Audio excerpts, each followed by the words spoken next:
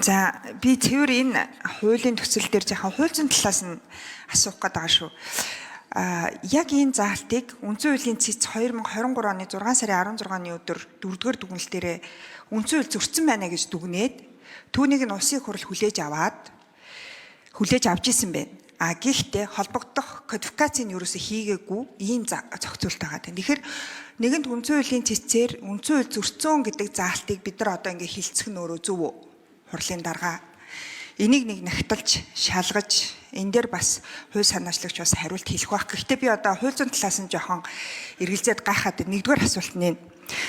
За хоёрдугаар асуулт нь юу вэ гэхээр энэ хуулийн төсөл дээр хэрвээ татвартай болох гэж байгаа юм бол урд нь татвартай байсан керосин орж ирээгүй. Тэг керосиныг татваргүй одоо хэвээрээ орж ирж байгаа гэсэн үг үү? Татваргүй байгаа гэсэн үг шүү дээ. Тэгэхээр керосин гэдгийг яагаад хасч байгаа? Жинхнээсээ нөгөө хуурамч бензин үйлдвэрлэх гол түүхийд чинь керосин биш юм уу? Тэгэхээр үзэл баримтлалаасаа яг хуулийн төсөл хоёр нь үг хүсгийн хувьд зөрүү гараад байна л да. Тэгэхээр энийг нэг хоёрдугаар тийм керосин дээр тайлбар хэлээч. За гуравдугаар хуулийн төслийн гуравдугаар зүйл дээр дөрвийн нэгийг нийгт заасан гэд дараах албан татварыг ногдуулна гэчээд энэ дотор дөрвийн нэгийн 2 тамхитай холбоотой зохицуул, дөрвийн нэгийн 5 гэд энэ хоёр зохицуултыг нь хасаа бас бичсэн байна. Тэгэхээр яг хууль зүйн техник талаасаа яг энэ агуулгаар заалт нэмэгдэх юм бол тамхи онцгой албан татваргүй болж байгаа юм шиг ингэж харагдаад байна. Тэгэхээр энэ одоо эсвэл хууль зүйн техникийн алдаа юу, ямар учиртай вэ? Яг энэ хуулийг хилцэх гэхээр бүхэл бүтэн үндсэн хуулийн цэцгийн дүгнэлттэй ийм асуудал байгаа гэдэг. Тэгээ энийг одоо бүрдүүлбэрийн хувьд өөр бусад агуулгын хувьд их хурал тамгын газар бас шалгасан байх ёстой бэлгүй. Энийг одоо яах ёстой юм бэ? Энийг нэг хариулт өгөөч. 3 асуулт. За эхлээд ажлын хэсэг хариулах уу? 4 номер. Дараа нь тамгын газрын хариулъя.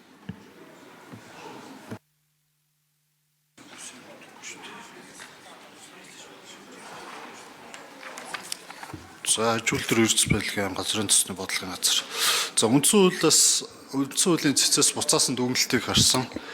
Тухайн дүгнэлт дээр бол шууд хатуу тогтоосон байна. Ямар нэгэн дээш доошоо одоо бусад онцгой татвар тогтоож байгаа газрын төсний бүтээгдэхүүнтэйгээ нэгэн адилаар тэдээс тэд гэсэн хязгаарыг тогтоож өгөх ёстой гэдэг үндслэлээр буцаасан дүгнэлтийг бий уламжиж байсан.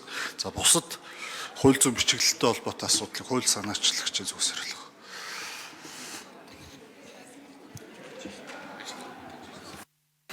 За тамгын газраас 4 литр хуультай холбоотой асуулыг.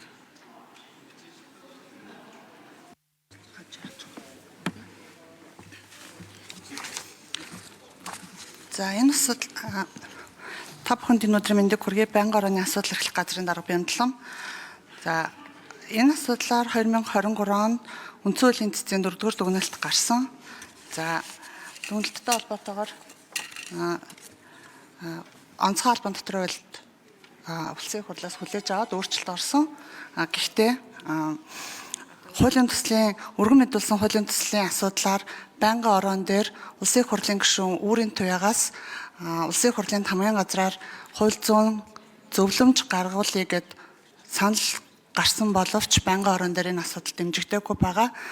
Бүрдлийн хувьд бол улсын хурлын тамгын газар өргөн мэдүүлсэн хуулийн төслийн агуулга руу биш одоо бүрдэл баримтчийн бүрдэл дээр хяналт тавьж тов тогтоох зөвшөөрөл өгдөг. За тэгэхээр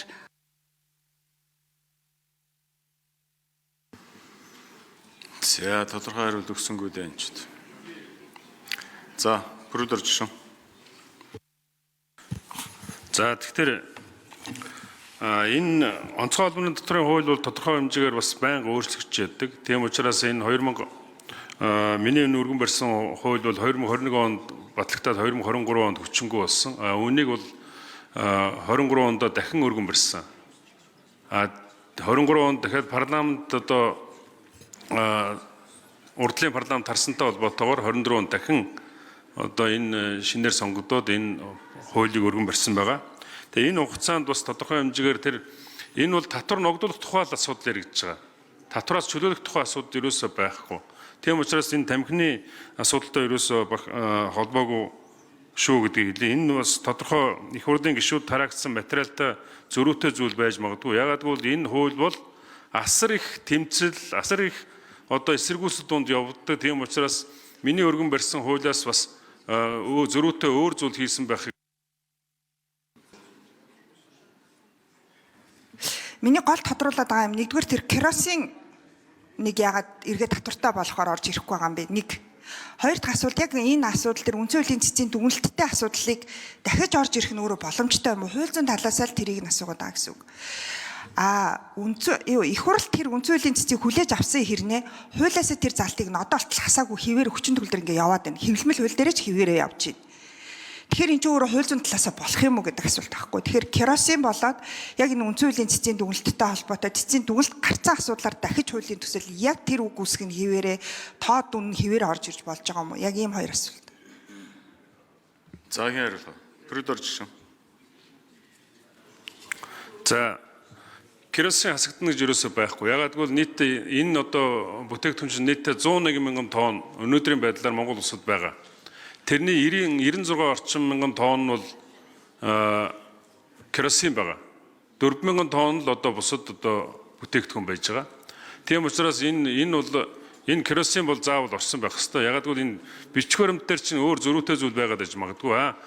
Үндсэн хуулийн цэц дээр бол энэ асуудал бол шатхууныхаа асуудлаар ерөөсөө ороогүй. Энэ бол тодорхой хэмжээгээр энэ бизнесийн өрсөлдөөнийг хэтэрхий хязгаарласан байна гэдэг ийм л зүйлээр орсон болохоос биш.